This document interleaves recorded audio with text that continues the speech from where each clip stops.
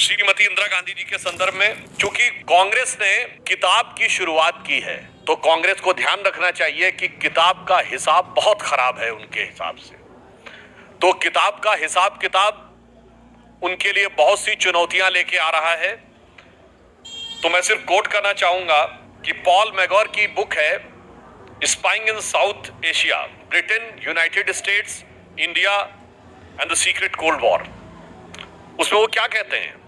उसमें वो कहते हैं कि भारत के व्यवस्था का कोई भी ऐसा हिस्सा नहीं था जो उस समय अमेरिकी खुफिया एजेंसी CIA की जद में ना हो इंदिरा गांधी जी के शासनकाल में। वो ये कहते हैं, बहुत गंभीर बात आगे कहते हैं। वो कहते हैं in his 1978 memoir a dangerous place, Mohanian US ambassador confirmed that to his knowledge CIA has twice intervened in Indian politics. और अब इंटरवीन किस तरीके से किया है? On both the occasions the agency has funneled money to the ruling Congress party. In one instance the ambassador charged that the CIA money has been passed directly to Mrs. Gandhi in her capacity as the party president.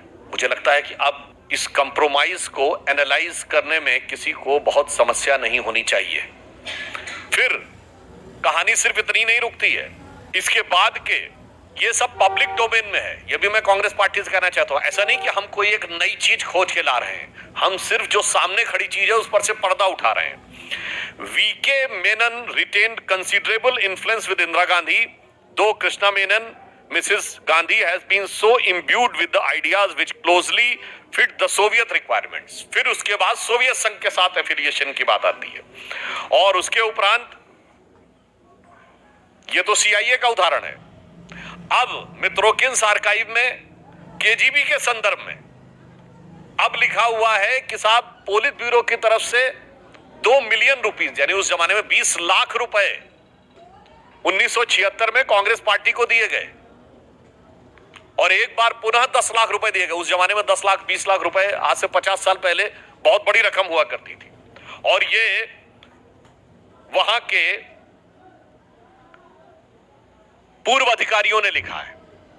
अब आइए साहब, इसके आगे वसेली मित्रोकिन एक अधिकारी था KGB का, जो सोवियत संघ के विघटन के बाद बहुत सारे दस्तावेज वहां से लेकर चला गया और लंदन में जाके उसने 2006 में KGB के दुनिया भर में ऑपरेशंस के ऊपर किताब लिखी 2 भाग में, Mitrokhin's archive KGB in the world, part 1 and part 2। Part 2 में भारत के बारे में लिखा है।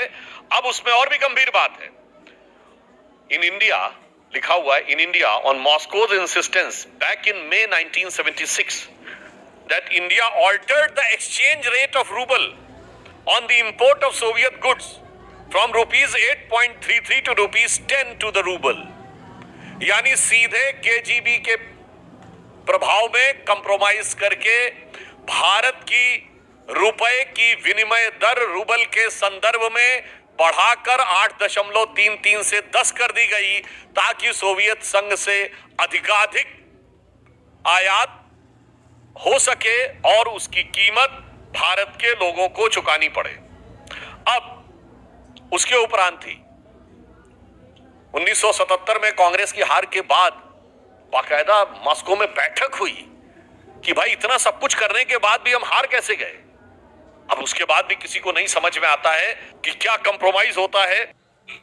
2014 और 17 के बीच जब हरदीप पुरी लगातार एप्स्टीन से मिलते थे, उस दौरान एहूद बाराक का एक खास साथी, मोसाद का एक बहुत बड़ा एजेंट योनी कोरेन उसी अपार्टमेंट में रहता था। आप सुन लीजिए साहब, है ना इंटरेस्टिंग बात? इंटरेस्टिंग भी है, डिप्रेसिंग भी है। मन में घबराहट होती है कि हमारा देश की सरकार किन लोगों के हाथ में खेल रही है। 2014 से 17 में, इंग्लिश में भी दोहराता हूं,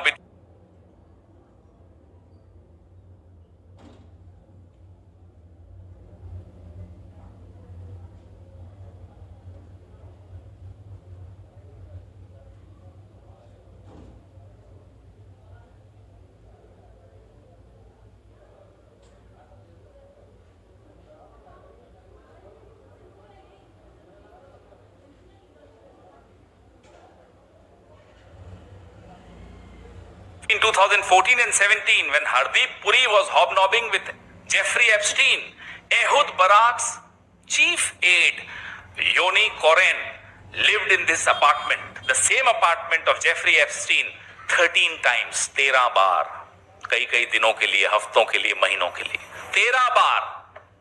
हम ये कैसे मान लें कि जेफरी एप्स्टीन, हरदीप पुरी, जो कि खुद एक अनधिकृत व्यक्ति था उस वक्त के लिए, सरकार का नुमाइंदा नहीं था, मोसाद के एजेंट से मिलकर क्या तय करता था वो तो आज भी आपको दिखेगा। जब इजराइल जा रहे हैं प्रधानमंत्री, क्या तय करता था वो तो आपको इजराइल पिछली बार जब गए तब भी पता चल गया।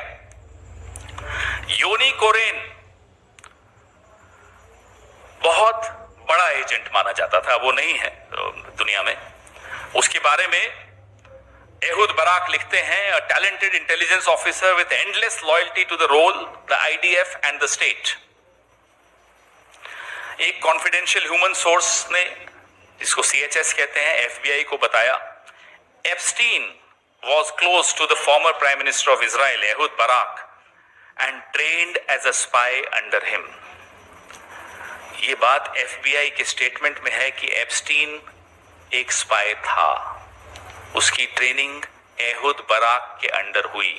मैं 2-3 बार दोहराऊंगा क्योंकि ये समझ लेना चाहिए हमें, भारत को सबसे बड़ा खतरा अगर आज किसी से है तो भारत की सरकार में जो लोग बैठे हैं उनसे है, क्योंकि वो इन लोगों के हाथों में खेल रहे हैं।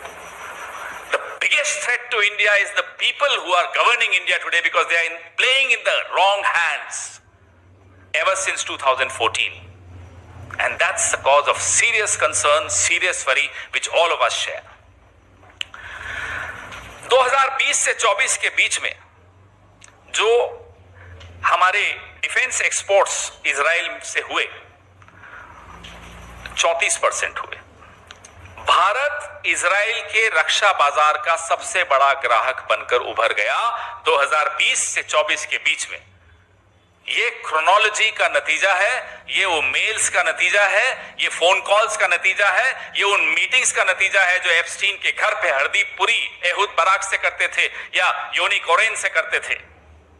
ये उन मीटिंग्स का नतीजा है जो अनिल अंबानी वहां अमेरिका में या फ्रांस में या कहीं भी जाकर करते हो इन सब लोगों से, और यहां आकर दिल्ली में किससे मिलते थे आपको मालूम है।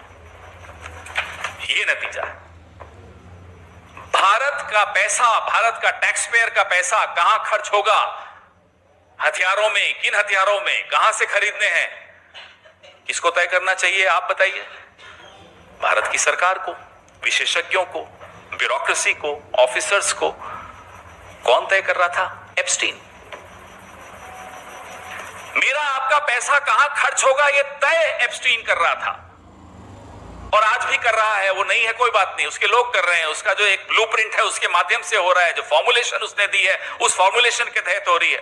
पात्र बदल गए, काम चल रहा है।